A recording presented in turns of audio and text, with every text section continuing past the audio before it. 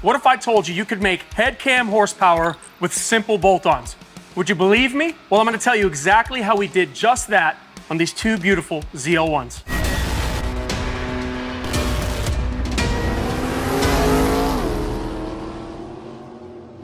Hello everyone, welcome back to the Florida High Performance YouTube channel.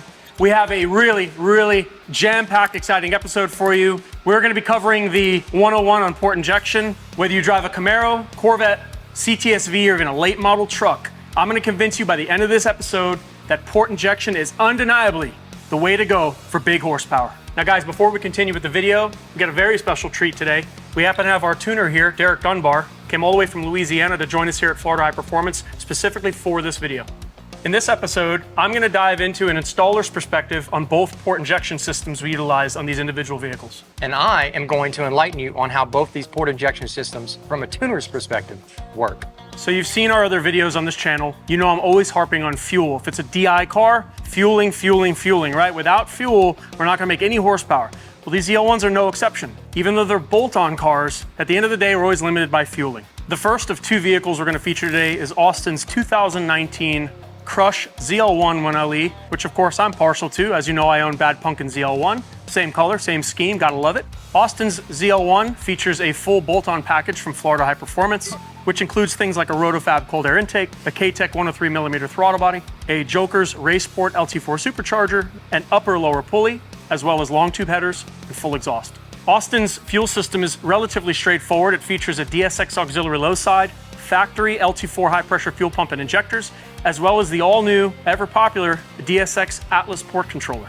Now guys, let's talk about the numbers. How much power did this car make on full bolt-ons? So right at 18 pounds of boost, we were able to hit 658 wheel horsepower and 780 foot-pounds of torque on 93 octane. Then on E70, the car hit an even more impressive number, 738 real horsepower and 855 foot-pounds of torque.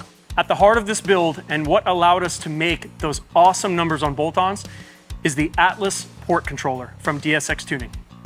The Atlas port controller is a relatively new product that is being offered by DSX Tuning. The guys over at DSX, Dave and his team, have put a lot of thought, time, and effort into this product, and certainly it is priced accordingly. It's right at $2,000. They do offer a dual wideband option as well, which is an upgrade to the Atlas for an additional $1,500. We didn't go with that particular option here in Austin's car. We didn't feel like we would need it on a type of build like this, but that is available should you want a dual wideband feature to tie into your Atlas port controller.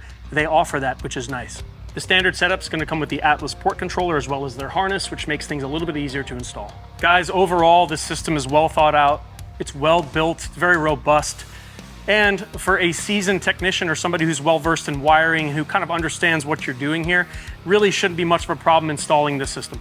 Now that we've thoroughly covered Austin's build, we're gonna move on to the second vehicle being featured in this video, which is Anders' 2022 ZL1. Anders' build shares some of the same modifications that Austin's did. It is a full bolt-on build, but you'll notice one major difference, and that is the Magnuson 2650. As opposed to Austin's ported LT4 supercharger, Anders opted to go with a more efficient 2650 supercharger in this application. Like Austin's ZL1, we opted to go with the Rotofab big gulp intake, K-Tech 103mm throttle body, upper-lower pulley, as well as headers and full exhaust. Anders' ZL1 features a very similar fuel system setup to Austin's ZL1. It does have a DSX auxiliary low side as well as a factory LT4 high side. The major difference between this build and Austin's build, aside from the Magnuson 2650, is the TooHighPSI reflex port injection system. So now that we've talked about the modifications done to Anders' car, let's move on to the numbers. We're gonna put up a graph that's gonna show you exactly what we made on this car, full bolt-ons, 93, as well as E70. We were able to net about 19 pounds of boost on this setup. Again, great horsepower and torque numbers. Final numbers on 93 were 711 rear wheel horsepower, 736 foot-pounds of torque. Then we switched up to E70, and we were able to make 819 rear wheel horsepower and 792 foot-pounds of torque. Very impressive numbers considering this is a full bolt-on application. Now guys, before we move on, I'm gonna put up the graph for each one of these vehicles next to me. I want you to notice the torque curve. Right, Austin's torque curve is much more aggressive down low, but tends to fall off. That's pretty typical of a ported LT4 supercharger, whereas Anders' torque curve is a lot broader, right? And while the power numbers aren't as high on the torque side of things on Anders' car, even though he made more boost, what you're basically seeing is the efficiency of a 2650. 2650s are gonna have a much broader torque curve, right? Much more peak horsepower overall compared to a ported LT4. So you guys might notice that in the graphs, hey, why did Austin make less boost and maybe more torque, things like that? Well, that's why, right? You're comparing a larger supercharger to a smaller supercharger, and what you're basically seeing is efficiency. Biggest difference between Anders ZL1 and Austin ZL1 is gonna be the actual port controller itself. On Anders ZL1, we opted to go with the TooHighPSI reflex, which has been around a little bit longer than the Atlas. A lot of people have used it with excellent results. With regard to cost, the TooHighPSI is listed at $12.99 retail on their website. The standard kit is going to come with the controller itself, as well as a harness. TooHighPSI actually has a very helpful reference video on their YouTube channel, which is great for guys that are sort of do-it-yourself, that are going to do this at home. You sort of follow the bouncing ball. And so long as you're technically, savvy and mechanically inclined, I think this would be no problem for somebody to do on their own. What's up, everybody? My name is Derek Dunbar. I'm with DD Tech Tuning, and I'm sitting here in Austin's ZL1 with the Atlas port controller. I'm going to give you a perspective today on how these systems work from a tuner's point of view. For Atlas, really straightforward. The system will first be read, sent off to Dave at DSX, who will do an operating system patch. From there, it'll be sent back, adjusted, and wrote. You will then connect to the Wi-Fi provided with Atlas to set up the injectors that are already pre-selected from DSX.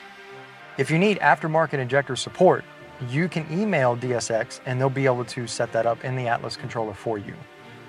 Once the Atlas controller is set up for your selected injectors that you have in your port, your tuner, whether it's me or somebody else, literally tunes the car as is, and the DSX system in the background just works.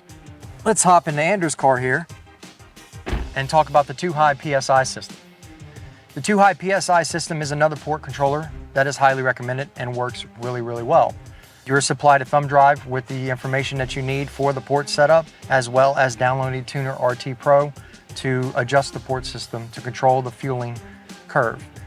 From there, it works sequentially with your adjustments on HV tuners, as well as the adjustments on the Tuner RT to be able to supply the proper fueling that this vehicle needs. All in all, both these systems are the top of the line systems. They both can provide the fuel that you need, whether you're making 600 horsepower or 1,000 horsepower, it doesn't matter. Both these systems come with great support. Both companies are great. However, I would refer to whoever your tuner or local shop is that you're using and what their preference is for port selection. Well, that wraps up this episode on full bolt-on, port-injected ZL1s. These cars run and drive like stock. That's what I love most about these builds. Putting port injection on these direct injected cars is an easy way to make big horsepower and torque without getting too crazy on a dedicated fuel system or things of that nature. Be sure to subscribe, like, comment on the videos, guys. I will get back to you as always. And thank you for visiting the Florida High Performance YouTube channel. We'll see you next time.